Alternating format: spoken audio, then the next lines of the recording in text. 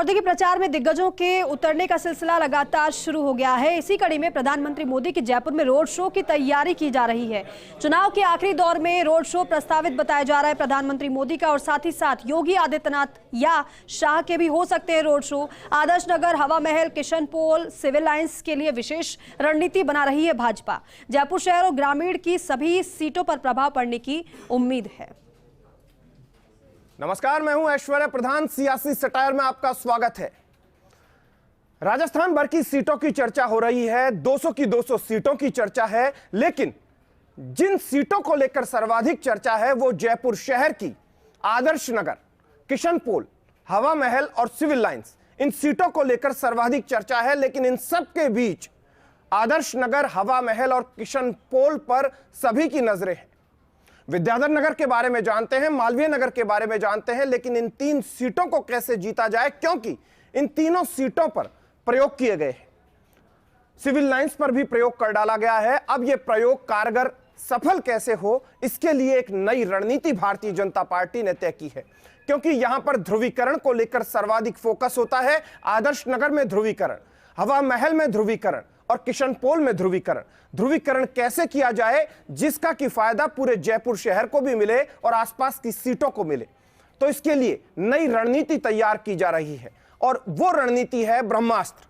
और भारतीय जनता पार्टी के पास यदि कोई सबसे बड़ा ब्रह्मास्त्र है तो वो है प्रधानमंत्री नरेंद्र मोदी।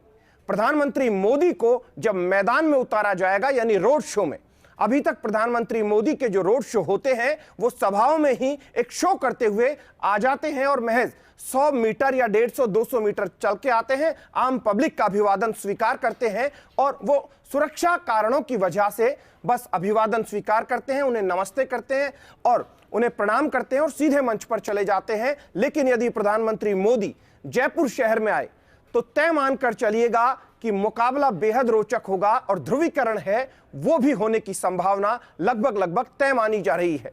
क्योंकि जिन नेताओं के बयान नियमित तौर पर आ रहे हैं वो सीधे तौर पर बयां करते हैं कि भारतीय जनता पार्टी किस तरफ जा रही है, और यही कारण है कि मुसलमान को एक भी टिकट भारतीय जनता पार्टी ने नहीं दिया है। तो वहीं कांग्रेस के सामने भी चुनौती रहेगी, क्योंकि एक तरफ रफीक खान है, दूसरी तरफ अमीन कागजी है, जिन्हें घेरने की रणनीति आज भारतीय जनता पार्टी की तरफ से बनाई गई। जब सोशल मीडिया पर उनके विवाह से संबंधित चीजें भाजपा के प्रवक्ता ने डाली कि उनकी जो धर्मपत्नी है वो मोनिका शर्मा है, इसे लेकर उन्होंने कुछ डाला, उसके बाद कांग्रेसियों ने भी उन्हें जवाब दिया।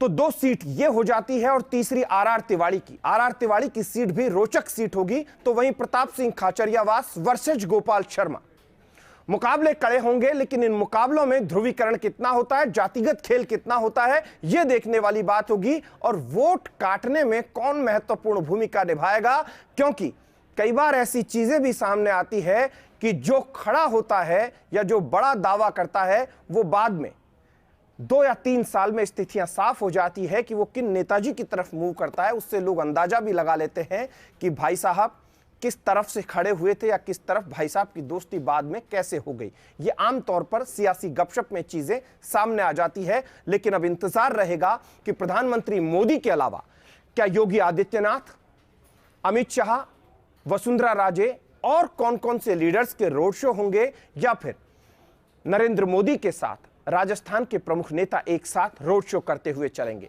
बहरहाल इंतजार इसी बात को लेकर रहेगा कि यहां पर ध्रुवीकरण है वो किस हद तक होता है, और वो ध्रुवीकरण का इफेक्ट जयपुर ग्रामीण तक किस हद तक जाता है।